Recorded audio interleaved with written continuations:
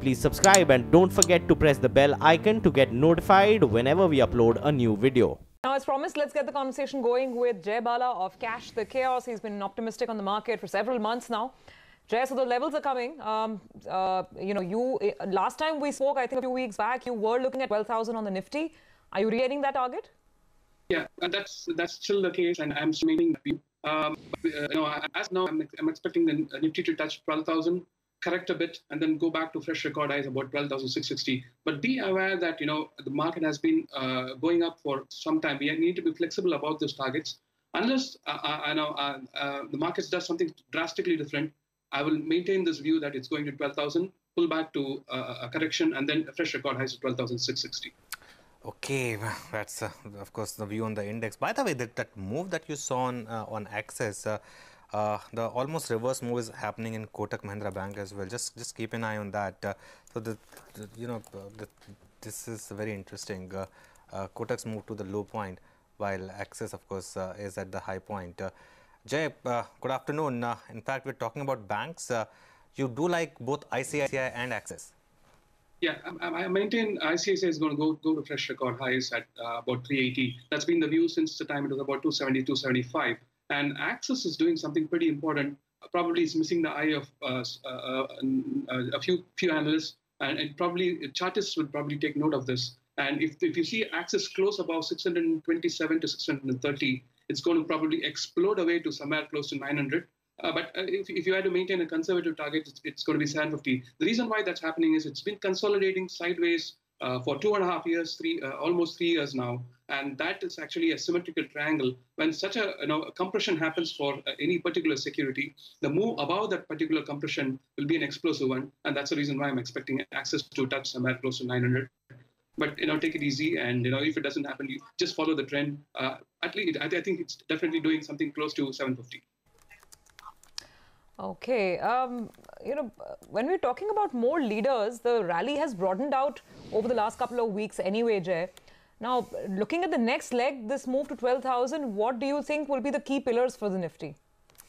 Yeah, it will definitely be pharma, and pharma has been the story. And pharma is at a place where IT was in November 2016. There were no takers, and people saw the bounce as a dead cat rally and as a relief rally and nothing big, and they didn't get wind of it until it went to record highs. And pharma is doing pretty similar. And I did say around the end of June that pharma is going to a minimum of 17,250. And it's potentially heading to 2,200.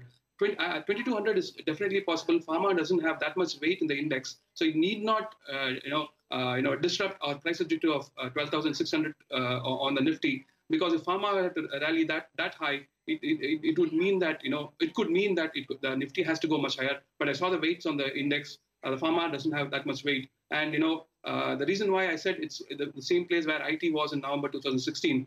If you look at my watch screen, it's all pharma. Glenmark, Sun Pharma, Shilpa Medicare, Ajanta Pharma, Lupin, Dr. Reddy's, Biocon. Now I can go on. Today, the BSE Healthcare Index is closing above 12,250. That's actually a double bottom pattern. If you pull up the weekly charts, that's the completion. So this pattern is indicating it's at least going to 17,250. This was an anticipation I saw when the pharma index was about 13,200. And that's the reason why I said a minimum of 17,250 is coming for the index.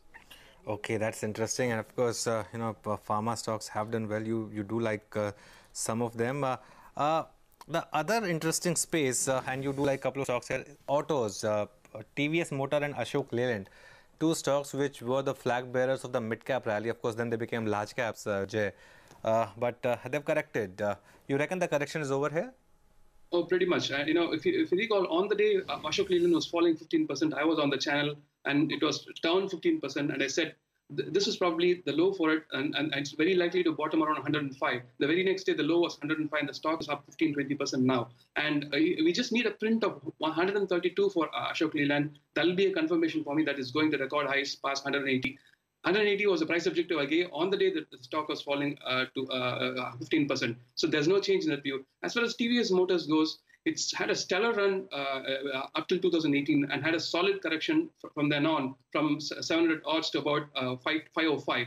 That is a perfect correction, and Elliott Wave followers will know what I'm actually talking about. and this is embarking on a fifth wave and is likely to take out the record highs and go past 800. So when I hear you, Jay, the kind of stocks that you're talking about, Pharma, Leyland, TVS Motors. So is it the case that the next 500 points on the index will be more about things that haven't moved up rather than what has? So what I'm trying to ask is that where does this leave the usual, evergreen stocks like Bajaj Finance, HDFC Bank? Fresh positions should be built on them, or some of the laggards which are now showing signs of bottoming, the ones that we've been discussing? Yeah, it's going to be a rotation, definitely a rotation, and pharma is going to be is going to be in the limelight and continue to be in the limelight.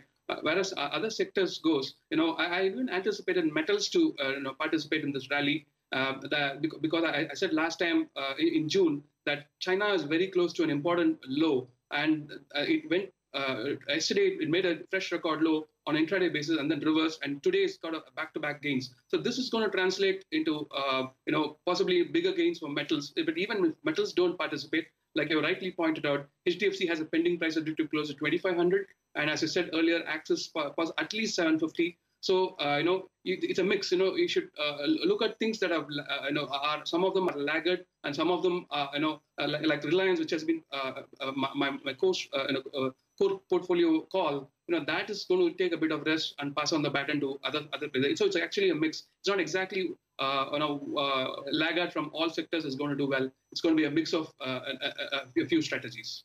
Okay. All right.